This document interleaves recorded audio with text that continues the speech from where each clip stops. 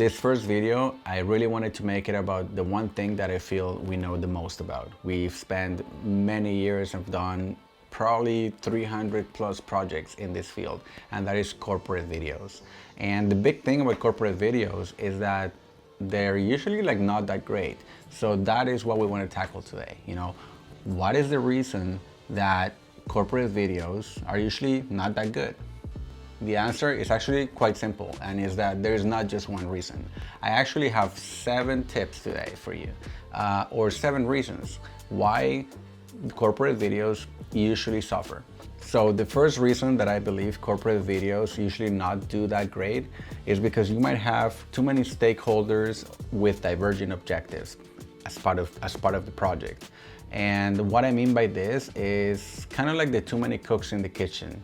I find that corporate videos usually germinate or usually start in some kind of internal meeting at a company, and is very common in a big company to include everyone in the conversation. So you might call in somebody from sales and somebody from marketing and somebody from the technical side, or somebody on the floor, or somebody in IT. And so basically what happens is what typically happens in a corporate video.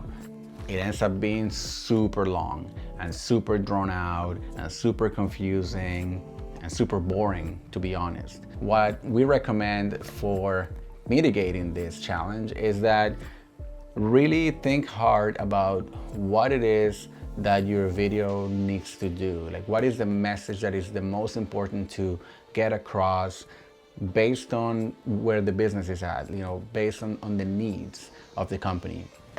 You might actually need more help with explaining your product to people, or maybe you need to onboard new staff and you want to communicate that your company is this really great place to work at. And so basically you can't do all of that in just one video. Okay, so reason number 2. Here I have lack of collaboration or lack of motivation from the internal players at the company. To say it in other way, your workers or your staff is not as interested in making the video as the person that is leading it. So maybe somebody in marketing or somebody in sales that really wants this piece done.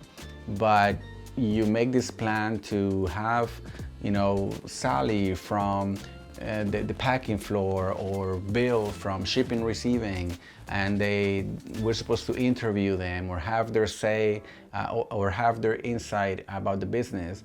And those people are either very shy, or maybe they're actually not that happy working there, and they have no interest in helping the company communicate any kind of message, or maybe they feel that they're going to look silly or something like that.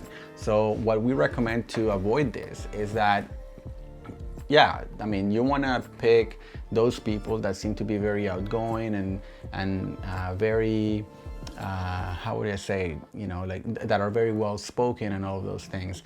But you want to go talk to them beforehand. You know, you want to make sure that they are passionate about their job, that they like the company, that they don't have any fears of being on camera.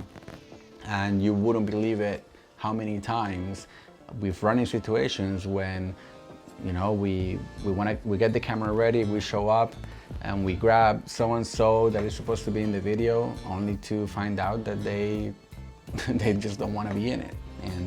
And they feel very uncomfortable being put in that position, and then you either have to pivot and work with somebody else who's also not ready, or they might just kind of begrudgingly kind of go into the project, and that is obviously going to translate poorly into the final piece. Okay, reason number 3, and this one is kind of counterintuitive because you usually would think that this is an advantage, and that is having too much time or maybe an unclear timeline for the project. You know, you would think that if you have 6 months to make a video, that's great. You know, you can really, you know, take a slow pace and achieve all these great things and work with all these different people, but that's usually not the case. If your project doesn't have like an immediateness to it, if you're not working within a 4 to 6 week timeline, what ends up happening is that those involved in the project usually lose steam. Things start taking too long to go back and forth. Nobody gets the sense that this is a priority, so nobody is really paying attention to it, or like really trying to contribute so that it can be really good. Also on the vendor side, you know, whoever you're working with, if as a video filmmaker, you're working on a project that nobody seems to care about, then you kind of stop caring about it, you know? And so really you want to avoid having this like kind of like loosey timelines, you know? Usually if you don't have an urgency, you probably don't need the video. Okay, number 4. So this one is not really trusting the video vendor that you're working with. If you hire a video vendor, it's because you trust their expertise. You know, you've seen their portfolio, you know that they do good work, you understand that they're professionals at what they do. And when that trust isn't there, you have sort of like a bit of a butting of heads in terms of, you know, what is technically appropriate and what is not technically appropriate. Then you obviously, the client is usually going to win because, you know, they're paying for the project. But then sometimes you end up making these horrible technical decisions that make the video just be very bad, you know, like pick maybe music that doesn't really go with it, or you cut from an angle to another one that makes no sense, or, you know, there's all kinds of problems that can arise from that. So what I really recommend here is that, you know, you really trust the person that you're working with. If you don't think that you're gonna let them guide you on the technical side, and if you won't be able to listen to them to let you know, kind of like what is good and what is bad when it comes to a good video, then you need to be working with a different person. Okay, now number 5. This one actually is super common and is a fear of creativity, or just having a box that is too tight. And I understand that you have to live within the branding guidelines and within what the brand allows, but you can always be creative and still be just sort of like at the outer edge of that box, right? If you're too scared of going anywhere close to the edge or stepping outside of that box, even just for a moment, to accomplish an engaging piece, your video is probably gonna be quite stale, and sure, it's gonna feel like you did your job and the video really fits the brand, let's say, but maybe the only people that are gonna care about that video are the people that work for you. You know, especially on social media like Instagram, TikTok, all of these new platforms. Think about it, that audience just wants shock. They want immediate entertainment. They want to be surprised.